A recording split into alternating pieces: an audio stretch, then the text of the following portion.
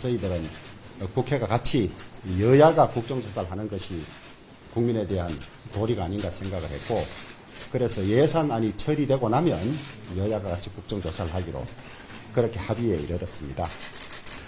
국정조사가 실시되면 국회는 어떤 정치적 목적이 아니라 정말 있는 그대로의 사실 규명에 최선을 다해서 국민들께 국회에 주어진 책무를 다하고 또 그 성과로 국민들께 인정을 받도록 해야 될 것입니다. 여야가 극적으로 합의하면서 실시되는 이태원 참사 국정조사. 우상호 의원을 위원장으로요. 민주당 9명, 국민의힘 7명, 그리고 비교섭단체 2명이 참여해서 45일 동안 활동하게 됩니다. 앞서 보셨듯이 대상 기관을 두고 기싸움이 치열했는데요. 뇌관은 또 있습니다. 자, 하나는 바로 기간입니다. 예산안 처리 이후에 시작이 되기 때문에 예산안 처리를 빨리 안 하면 국정조사 기간이 좀 줄어들 수 있는 거죠. 국민의힘은 예산안에 조속한 처리를 압박할 명분이 생긴 건데요. 민주당은 본회의의 의결을 거쳐서 연장할 수 있다, 이렇게 설명하고 있습니다. 자, 또 다른 뇌관 하나는 조사 불응이나 자료 제출 거부를 못하도록 한 조항입니다. 수사 중이라 불참한다. 과거 국정조사에서 많이 들어보셨을 거예요. 민주당은 이번 국정조사에서는 이런 사태를 없애겠다고 벼르고 있는데요. 국민의힘은 국정조사법에 소추에 관여할 목적이어서는 안 된다는 조항을 강조하고 있습니다. 출석을 둘러싼 줄다리기는 이번에도 배제할 수 없습니다. 여야가 이룬 합의 또 하나 있습니다. 바로 정부조직법 개편 협의체 구성인데요. 윤석열 대통령의 이 발언과 관련이 있습니다. 들어보시죠.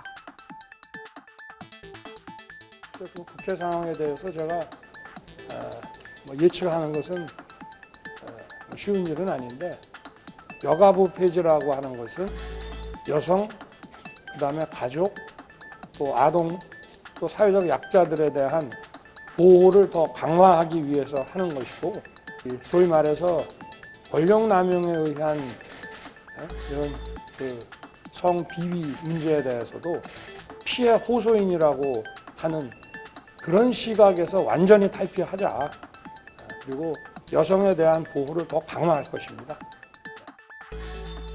물론 협의체에서 여성가족부 폐지 문제만 다뤄지는 건 아니고요. 보훈처 위상 강화도 논의하고 또 대통령 임기와 공공기관장 임기를 맞추는 문제도 전반적으로 논의한다고 하는데, 여기에도 갈등의 불씨가 있습니다. 엄윤주 기자의 보도 보시겠습니다. 보훈처 위상 강화에는 야당도 공감하는 터라 결국 뜨거운 감자는 여가부 존폐 여부가 될 공산이 큽니다. 이재명 대표를 비롯해 과반 의석을 점한 민주당의 반발 기류가 거세기 때문입니다. 여성가족부가 여성 업무만 하는 것도 아니고 청소년 업무 이런 거 다 하고 있는데 폐지해버리면 어쩌겠다는 건지 제가 이해가 안 되고요.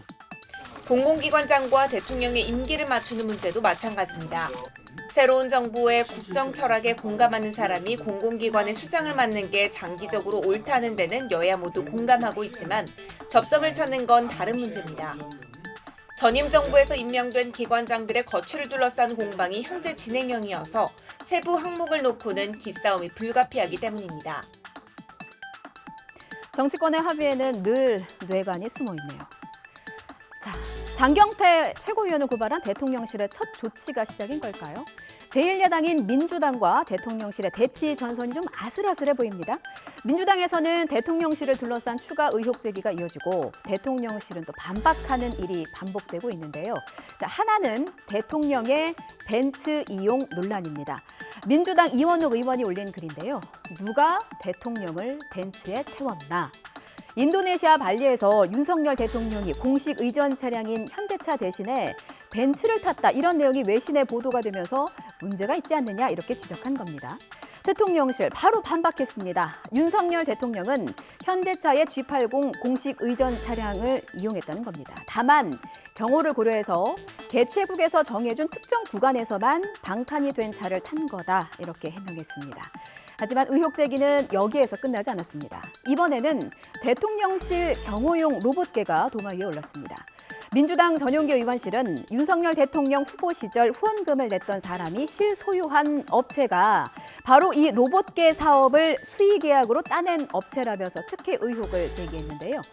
이 역시도 대통령실이 반박하면서 해명에 나섰습니다. 로봇계 경호 사업은 문재인 정부 시절부터 검토해왔던 사업이고 상용화한 업체 2곳을 참여시켜서 성능 평가를 통해 투명하게 선정했다는 겁니다.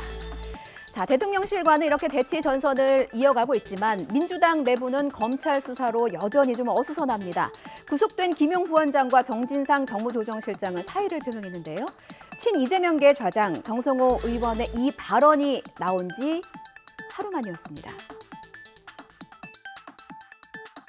그 부분에 관련해서는 예. 지도부에서 판단해야 될 예. 문제겠지만은 본인이 그냥 자진 사퇴하는 게 낫지 않겠나라는. 하지만 민주당은 김용 부원장 사표만 수리했고요. 정진상 실장의 경우에는 구속적 부심 결과를 보겠다면서 수리하지 않았습니다. 자, 여기에 노영민 전 비서실장 수사까지 시작이 됐죠. 당이 어떻게 해야 하냐를 두고는 의견이 엇갈리고 있습니다. 그러면 이렇게 탄압하면 없어져야 되나요? 지금 현재 민주당 의원들이 줄줄이 다 매일 나오잖아요. 노웅래 나오고 김태년, 노영민. 이러다가는 민주당이 없어지면요. 이 나라 민주주의가 없어지는 거예요. 문재인 용공, 이재명 비리 네. 이런 걸로 나가고 있다. 이것을 그러면 기다리고 잡아가시고 기다리는 것이 민주당이냐고요. 당연히 대응해야죠. 네. 그것이 동지예요. 같은 당이란 게 무리당자입니다. 이렇게 똘똘 뭉쳐서 대응해야 한다 이런 주장도 있지만 반대의 목소리도 커지는 상황입니다. 비명계 김혜영 전 의원은요. 소치 뒤집어졌으면 비워내고 새롭게 해야 한다고 강조했습니다. 자, 이런 가운데 이낙연 전 대표의 귀국설이 솔솔 흘러나오고 있습니다. 공식적으로는 아니라고 밝히고 있지만 이낙연 전 대표의 귀국설이 계속 나오는 이유는 이재명 대표를 향한 수사 때문이겠죠. 자, 검찰이 과거 이재명 대표 부인의 법인카드 유용 의혹을 제기했던 제보자를 상대로 이 대표의 현금을 캐물었다. 이런 보도도 나왔습니다.